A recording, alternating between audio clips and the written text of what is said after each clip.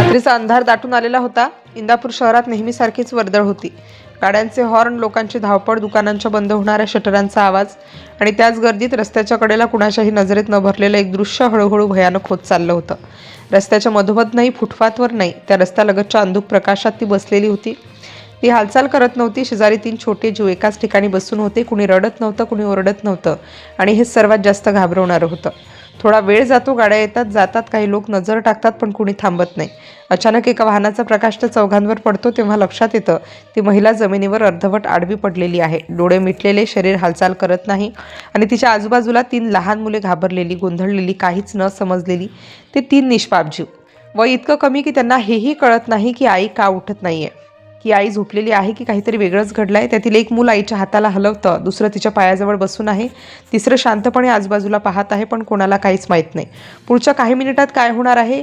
ती महिला का तिथे पडली आहे? ती जिवंत आहे का? ती झोपलेली आहे का? की ती नशेत बेशुद्ध आहे? हळूहळू लोकांची गर्दी वाढते आणि मग एक गोष्ट लक्षात येते, तिच्या अंगातून येणारा उग्रवास, दारूचा तीव्र वास. तेव्हाच वास्तव समोर यायला लागतं की ही एखादी साधी बेघर महिला नाही, ती एक आई आहे, 3 लेकरांची आई. इंदापूर शहरात गेल्या काही दिवसांपासून लोकांनी तिला पाहिलं होतं.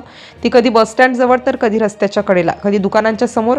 ती लहान मुलांना घेऊन भीक मागत फिरताना. ती मुलं चालू शकत नव्हती नीट. कोणी उचलून धरलं तर लगेच खाली बसायची, पोटासाठी रडायची, पण तरीही त्यांना ओढत ढकलत रस्त्यावर आणलं जायचं. कधी कुणी भाकर दिली, कधी कुणी पाणी, तर कधी काहीच नाही. पण एक गोष्ट लोकांच्या लक्षात येत होती, ही महिला हळूहळू बदलत होती. सुरुवातीला ती शांत होती, नंतर ती चिडचिडी झाली आणि मग एक दिवस लोकांनी पाहिलं ती दारूच्या नशेत होती. त्या दिवसानंतर तिची अवस्था अधिकच बिघडत गेली. दारू पिणं तिच्यासाठी रोजचं झालं. ती कुठे बसते, मुलं कुठं आहेत, रस्ता आहे की फुटपाथ, कशाची शुद्धतेला राहिली नव्हती. रात्रीच्या वेळी तर परिस्थिती अजूनच भयानक व्हायची. अंधार, वेगात जाणाऱ्या गाड्या आणि मध्येच बसलेली ती 3 लहान मुलं. आजूबाजूचे लोक घाबरायचे. कधी एखादी गाडी अंगावरून जायची तेव्हा कुणीतरी ओरडायचं, मुलांना बाजूला घ्या, पण आईला काहीच फरक पडत नव्हता. आणि आजची रात्र ही तर सगळ्यांनाच हादरवणारी ठरली. ती महिला पूर्णपणे नशेत होती, रस्त्यावरच कोसळली होती. मुलं तिच्या आसपास होती. अंधार वाढत चालला होता.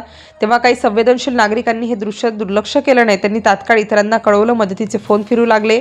कुणी अंथरायला आणलं, कुणी पांघरायला, कुणी मुलांसाठी खायला. त्या 3 मुलांच्या चेहऱ्यावर पहिल्यांदाच थोडा दिलासा दिसू लागला. कुणीतरी त्यांना कवेत घेतलं, कुणीतरी पाणी पाजलं, पण आई मात्र जशीच्या तशीच, नशेत, बेशुद्ध. शेवटी प्रशासनाला कळवण्यात आलं, पोलिसांना माहिती देण्यात आली. सुरुवातीला गोष्टी हळूहळू हालचाल करत होत्या, पण नागरिकांनी पाठपुरावा केला. त्या महिलेला उपचारासाठी रुग्णालयात नेण्यात आलं. 3 निष्पाप मुलांना सुरक्षित ठिकाणी हलवण्यात आलं. रात्र संपता संपता त्या 3 जीवांचं आयुष्य वेगळ्या वळणावर येऊन थांबलं.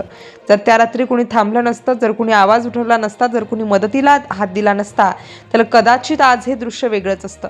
ही कथा कोणावर आरोप करण्यासाठी नाही, ही कथा दोष दाखवण्यासाठी नाही.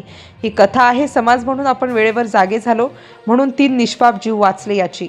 इंदापूरच्या त्या रात्रीने हे शिकवलं की कधी कधी एका क्षणाचा निर्णय 3 आयुष्य वाचवू शकतो.